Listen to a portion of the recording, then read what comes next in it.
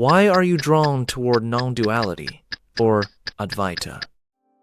You know, there is a fictional superhero from Marvel Comics named Deadpool. His behavior reflects someone who somehow senses that there is something fishy about his existence. His behavior is strange from all other superheroes. One day, he realizes that he and all the other heroes are merely fictional characters trapped in an endless cycle of suffering existing only for the sake of writers and readers. After becoming completely aware of his fictional reality, Deadpool begins killing every superhero. In the end, he reaches an apartment where he sees a group of writers creating the script itself. Realizing that they are the true source behind the illusion, he kills them too, attempting to destroy the entire illusory world. In a similar way, people who are naturally drawn toward non-duality or Advaita are like Deadpool. Individuals who begin to sense that something is fundamentally strange about this world, this universe, and this reality itself. It is like noticing a glitch in the matrix of existence. In this video, we will explore why only a handful of people begin questioning reality, while most remain completely immersed in the ocean of Maya. The grand illusion that makes the Absolute perceive itself as merely a human being. The core reason lies in the different layers of existence surrounding the soul. As a metaphor, the soul is covered by three bodies: the causal body, the subtle body, and the gross body. Various karmas from previous lives hang on to the causal body, making it heavy. These, in turn, manifest in the subtle body. These, in turn, manifest in the gross body.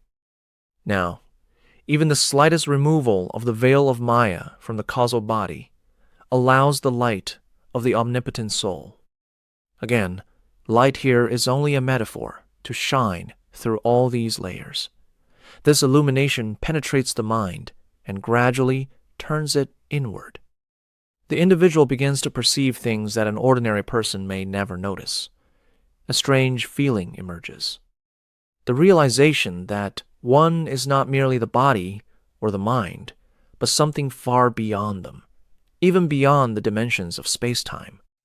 The more the veil of Maya is removed from the causal body, the more there is enlightenment. But this raises an important question. What exactly removes this veil of Maya? What burns these karmic impressions from causal body in certain individuals, while others continue drowning in the ocean of illusion? There can be many reasons behind this attraction toward non-duality. One reason may be the grace or blessing of God, a deity, or a higher spiritual force, whose will is to awaken the individual to the Absolute. Another reason may be one's own spiritual efforts.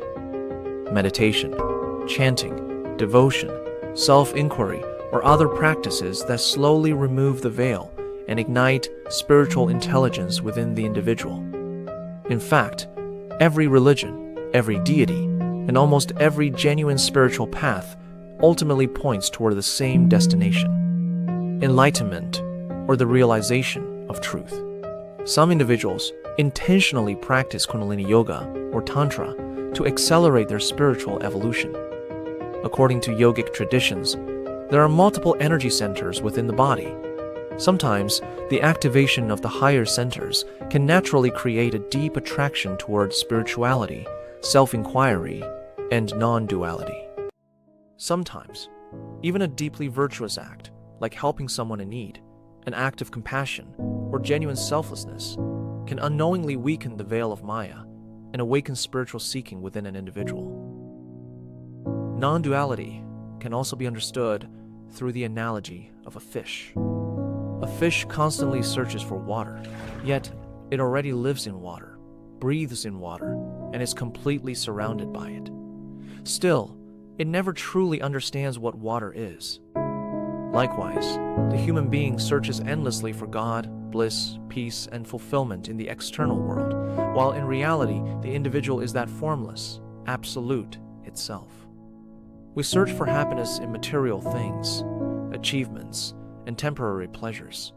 But our true nature is not merely happiness. It is something even beyond bliss. And perhaps this endless search for happiness eventually leads us back to our own true nature.